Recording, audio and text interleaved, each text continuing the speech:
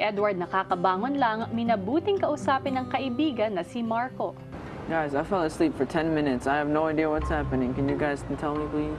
Ate Maymay and Kisses said to him that he doesn't care about them anymore. All that you've done to adjust, and then you make one mistake, everybody flips out, and they say that you don't care about them anymore. That's what's making you upset. Sooner or later, all of us were gonna have to talk about it. I see that what he said, just a joke. And it's just a small And thing. Maria were laughing. And Maria was laughing. And that's it. Try and understand what was going on, because I don't like to see people I've grown close to sort of fight about something that shouldn't really be fought over, or it's not worth fighting over.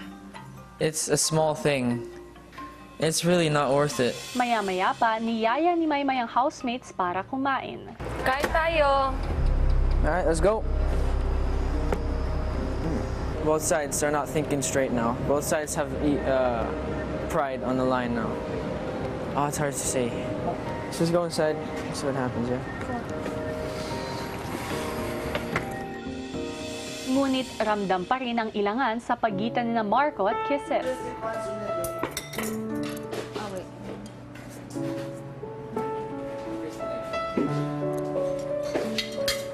Marco, Po. in all honesty, can you say na pantay-pantay ba ang pagtingin mo sa kanila? Pantay-pantay yung pagmamahal sa kanya. Yung parang hindi ka magpipili. Pero yung point ko ngayon, nag-joke lang ako. Pagkatapos, nasaktan agad siya. Kahit hindi mo gusto na masaktan yung tao na yun.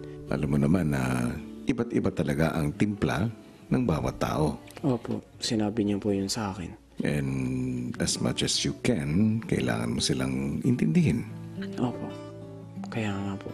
Kung ano man yung pangunawa na hinihingi nila sa'yo, Gawin ko na lang.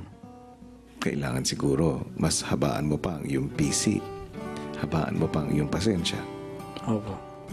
Yun lagi ang sinasabi ng tatay and nanay ko po sa akin. Wala po akong pasensya. Kailangan pag-aralan. Opo. Dahil hindi lang naman ito para sa ibang tao. Para sa akin din po. Tama.